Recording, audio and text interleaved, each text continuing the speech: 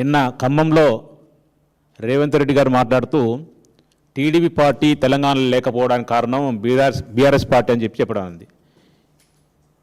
అసలు బీఆర్ఎస్ పార్టీకి టీడీపీ పార్టీకి ఏం సంబంధం చెప్పండి. అసలు BRS party TDP party BRS party అధికారులు ఉన్నప్పుడు టీడీపీ పార్టీకి ఓటుకు నోటులో దొంగగా దొరికిన వ్యక్తి ఆయన తట్టపుట్ట జరుపుకొని పారిపోయింది ఆంధ్రప్రదేశ్కు. అది మాకేం సంబంధం? చేసిందే దొంగ పని. ఆ దొంగ పనిని తప్పించుకోవాలని చెప్పి ఇక్కడ ఉంటే ఇబ్బంది అవుతుందని చెప్పేసి ఆయన పారిపోయింది ఆంధ్రప్రదేశ్కు. ఆయనంతలో ఆయన పారిపోతే ఇక టీడీపీ పార్టీ తెలంగాణలో పోవడానికి కారణమే బీఆర్ఎస్ పార్టీని 100 మీటర్లు గొయ్యి దువ్వి పాతి పెడుతున్నట్ట, మళ్ళీ ఎన్టీఆర్కి నివాళులర్పించినట్టుందట. అసలు ఎన్టీఆర్కి నివాళులర్పించాల్సిన అవసరం ఏముంది? ఎన్టీఆర్కి బీఆర్ఎస్ పార్టీకి సంబంధం ఏముంది? అసలు ఎన్టీఆర్ గారికి నివాళులర్పించాల్సి పరిస్థితి వస్తే మీ గురువుగారని చంద్రబాబు నాయుడిని నీలాంటి వాళ్ళని అందరినీ ఉరిదీస్తే కానీ ఎన్టీఆర్ గారికి నివాళులర్పించినట్టుంటుంది. గుర్తుపెట్టుకోండి. నిన్ను కానీ నీ గురువు లాంటి చంద్రబాబు నాయుడు గారిని ఉరిదీస్తే కానీ మన ఎన్టీఆర్ గారికి నివాళులర్పించినట్టుంటుంది. అది గుర్తుపెట్టుకో. నువ్వు నోరుంది కదా అని చెప్పి ముఖ్యమంత్రి హోదాలను అని చెప్పి ఇష్టానుసారం మాట్లాడుతున్నావు కదా, అది కరెక్ట్ కాదు. ఇప్పటికీ దాదాపు 2 సంవత్సరాలు నువ్వు ముఖ్యమంత్రి అయింది, పిచ్చి కూతురు మాట్లాడుతున్నట్టు, పిచ్చి మాటలు మాట్లాడుతుంటావు, ఏ రోటికాడ ఆ రోటికాడ మాట్లాడుతుంటావు. మొన్న ఆదిలాబాద్కి పోయి యూనివర్సిటీ ఆదిలాబాద్లో పెడతాను చెప్పినావు, నిజామాబాద్కి పోయి చదువులమ్మ తల్లి సరస్వతమ్మ తల్లి అక్కడ యూనివర్సిటీ పెడతాంటావు. ఇప్పుడు ఖమ్మం వచ్చేసి అక్కడ చిన్న మున్సిపల్ ఎలక్షన్లో ఓట్లు రావాలని చెప్పేసి అక్కడ ఎన్టీఆర్ గారినో లేకపోతే అక్కడ వైఎస్ఆర్ గారినో అభిమానిస్తున్నట్టు నటిస్తున్నావు కదా. అసలు ఈ చిల్లర ఓట్ల కొరకు అసలు బీఆర్ఎస్ పార్టీని తీయాల్సిన అవసరం ఉంది. నీ ఓట్లు కావాలంటే అడుక్కో, కాలు పట్టుకో, మాకు సంబంధం ఉంది. అసలు నీ పార్టీ టీడీపీ పార్టీలో ఉండి ఇప్పటికీ టీడీపీ పార్టీలో ఉన్నట్టే మాట్లాడుతుంటావు రేవంత్ రెడ్డి. నువ్వు ఒక కాంగ్రెస్ ముఖ్యమంత్రి అయినావు, కాంగ్రెస్ పార్టీ తరఫున ఒక కాంగ్రెస్ పార్టీ గురించి మాట్లాడితే నువ్వు బీఆర్ఎస్ పార్టీ దిమ్మలు కూలగొట్టేంత దమ్ము ధైర్యం ఉందా నీకు? టచ్ చేసి చూస్తావా? నువ్వు దిమ్మకున్న పైపు ఉంటుందిగా, పైపు ఉన్న తాడును కూడా పీకలేవు నువ్వు. గుర్తుపెట్టుకో. తాడును కూడా టచ్ చేసినా కూడా నీ తెలంగాణలో తిరగనీయం. గుర్తుపెట్టుకో. ఉద్యమ పార్టీది బీఆర్ఎస్ పార్టీ అంటే ఆషామాషి పార్టీ కాదు, ఉద్యమ పార్టీ. కేసీఆర్ గారు పెట్టిన పార్టీ. తెలంగాణ కొరకు తన ప్రాణాన్ని సైతం తెచ్చిన పార్టీ.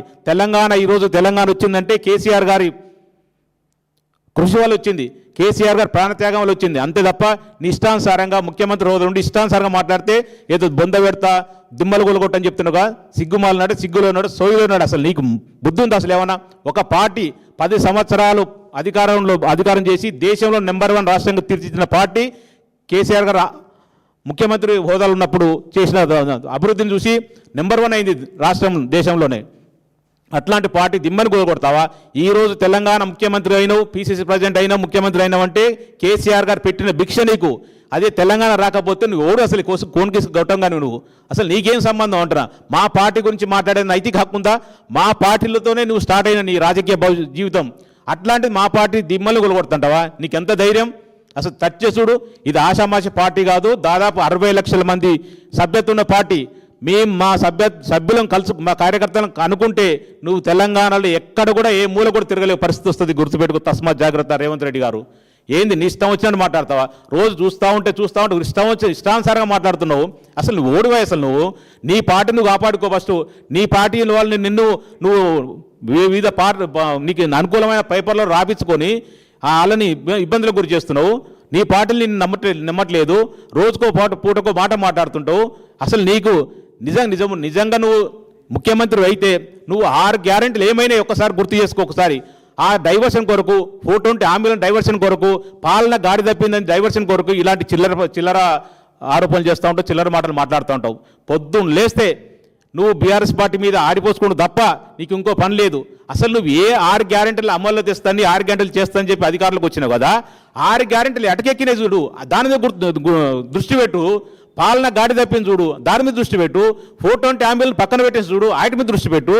నువ్వు అవన్నీ పక్కన పెట్టేసి పొద్దున్న లేస్తే బీఆర్ఎస్ పార్టీని దిమ్మలు కొడతా, కేసీఆర్ గారు వ్యక్తిగతంగా మాట్లాడతా, కేటీఆర్ గారు వ్యక్తిగతంగా మాట్లాడతా, హరీష్ రావు గారు వ్యక్తిగతంగా మాట్లాడతా అని చెప్పి చిల్లర మాటలు మాట్లాడుతూ ఎన్ని రోజులు డైవర్షన్ చేస్తావు? ఇది ఆల్రెడీ 2 సంవత్సరాలు దాటిపోయింది. ఇంకెన్ని సంవత్సరాలు ఇట్లా నడుస్తావు? ఇంకా ఉండేది 3 సంవత్సరాలు. లాస్ట్ ఇయర్ ఎట్లా ఎలక్షన్ పీరియడ్ అయినా ఇంకో 2 సంవత్సరాలు ఉంది. ఈ తెలంగాణ ప్రజలకు 4 కోట్ల ప్రజలకు ఇచ్చిన హామీలు ఎక్కడ పోయినాయి? ఎప్పుడు అమలు చేస్తావు? దాని మీద దృష్టి పెట్టు నీకు దమ్ముంటే. అక్కడ ఖమ్మంలో ఏదో ఇష్టానుసారం మాట్లాడతావు, ఇక్కడ వచ్చి ఏదో మాట్లాడతావు. నీకు నిజంగా కూడా ఇప్పుడు మున్సిపల్ ఎలక్షన్స్ అవుతున్నాయి కదా, జిహెచ్ఎంసీ ఎలక్షన్ చూద్దాం, హైదరాబాద్ కాబట్టి జిహెచ్ఎంసీ ఎలక్షన్ చూద్దాం. జిహెచ్ఎంసీలో ఇప్పటి వరకు నీ గవర్నమెంట్ వచ్చిన తర్వాత పారిశుద్ధ్యం పడకేసింది, ఎక్కడ చెత్త అక్కడే ఉంది. ఒక్క లైట్ స్ట్రీట్ లైట్ వేయాలంటే అక్కడ ఉన్న డిపార్ట్మెంట్కి ఫోన్ చేస్తే, జిహెచ్ఎంసీ డిపార్ట్మెంట్ ఫోన్ చేస్తే దాదాపు 45 నుంచి 2 నెలలు పడుతుంది. ఏమనంటే ఆఫీసర్లు ఏమంటారు, మాకు స్టాక్ లేదంటారు, మా దగ్గర స్టాఫ్ లేదంటారు. లైట్లు వేసేవాడు జీతం ఇవ్వాలని దుస్థితిలో ఉన్నా నువ్వు రేవంత్ రెడ్డి గారు. 6 నెలలు అవుతుంది వాళ్ళకి జీతం ఇవ్వకుండా. పాపం వాళ్ళు చిన్న పేదవాళ్ళు 6 నెలలు జీతం ఎట్లా బతుకుతారు? స్ట్రీట్ లైట్ వేసేవాడు లేడు, నువ్వు దాని మీద దృష్టి పెట్టావు.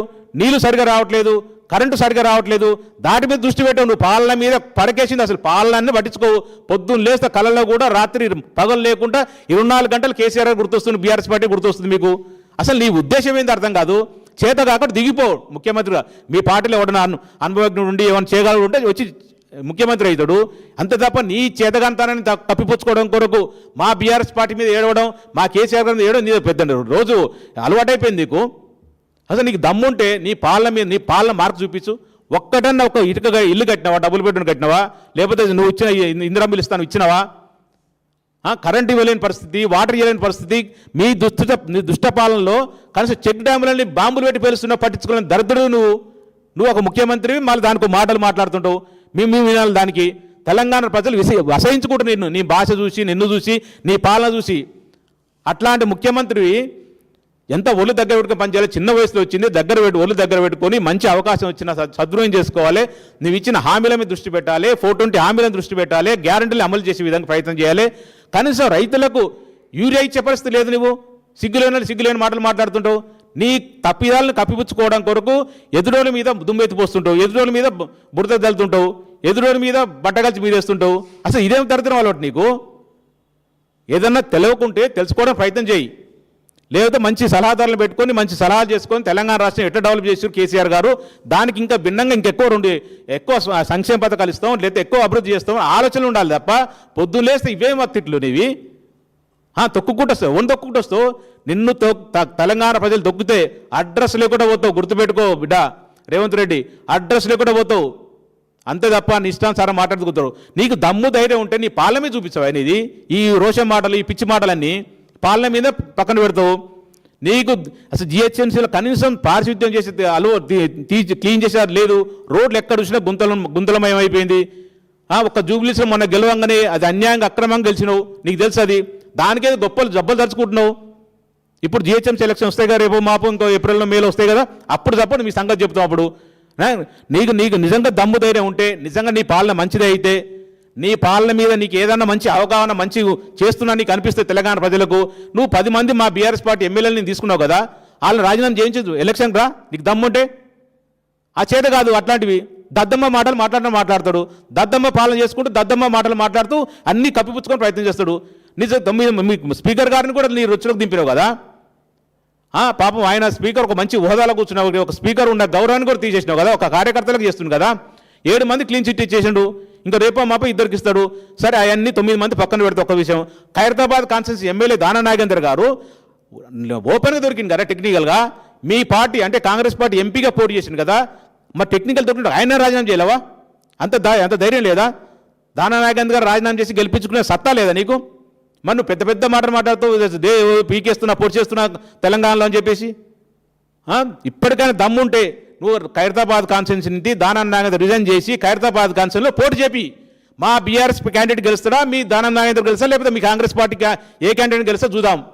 జిహెచ్ఎంసీ ఎలక్షన్లో కూడా దాదాపు 300 వార్డు చేసినావు కదా, 300 వార్డుల్లో 300కు దాదాపు 250 పైచిలకు మేము గెలుస్తాం చూడండి. ఎందుకంటే మా కేసీఆర్ గారు, మాకు మున్సిపల్ శాఖ మంత్రి కేటీఆర్ గారు ఉన్నప్పుడు ఎంత చక్కగా అభివృద్ధి చేసిండో. నిమిషాల మీద క్లీనింగ్ ఉండేది, నిమిషాల మీద లైట్లు వచ్చేది, వాటర్ ఇబ్బంది లేకుండే. ఎక్కడ కూడా 10 సంవత్సరాల్లో నిరసన తెలిపిన ప్లేసే లేదు. ఎందుకంటే గతంలో కాంగ్రెస్ పాలనలో ఖాళీ బిందెలతో నిరసన తెలిపేది. మా 10 సంవత్సరాల్లో కేసీఆర్ గారు పాలనలో కేటీఆర్ గారు మున్సిపల్ శాఖ మంత్రిగా 100% సక్సెస్ అయిండు. అది పాలన అంటే. బస్తీ దవాఖానలు పెట్టినాం, కమ్యూనిటీ హాల్స్ కట్టినాం, మల్టీలెవెల్ ఫంక్షన్ హాల్ కట్టినాం. అసలు ఎంత అద్భుతంగా పరిపాలించినాం. అది నేర్చుకో రేవంత్ రెడ్డి గారు. తిట్లు పక్కన పెట్టవా? మీకు ఎట్లా తిట్టినావు, మేము అంతకన్నా డబ్బులు తిట్టగలుగుతాం. మీరు తెలంగాణ బిడ్డ అయితే మేము తెలంగాణ బిడ్డలే, మేము 100% తిట్టగలుగుతాం. కిట్లు కాదుగా ముఖ్యంగా మనకు కావాల్సింది. నీ 6 గ్యారెంటీలు ఇచ్చి 420 హామీలు ఇచ్చి అధికారులకు వచ్చినావు, అవి ఇంప్లిమెంట్ చేసే విధంగా ప్రయత్నం చేయి. అంతే తప్ప ఈ పక్కన పెట్టి తిట్టదండకం తట్టుకుంటూ రోజు పొద్దున్న లేసి ఏంది ఇది? నీకు దమ్ముంటే ఇప్పటికి చెప్తున్నా, నువ్వు బీఆర్ఎస్ పార్టీ గద్దలను టచ్ చేసి చూడు, నీ గద్ద దింపకుండా మేము బీఆర్ఎస్ పార్టీ కార్యకర్తలం. కేసీఆర్ గారు పార్టీ పెట్టిన పార్టీ నువ్వు గద్ద దింపుతావా? నీకు అంత ధైర్యమా? అంత కంటకావరమా నీకు? ఏం చూసుకోనే నీకు? ముఖ్యమంత్రి 10 కాలాల పాటు ఉంటుందా?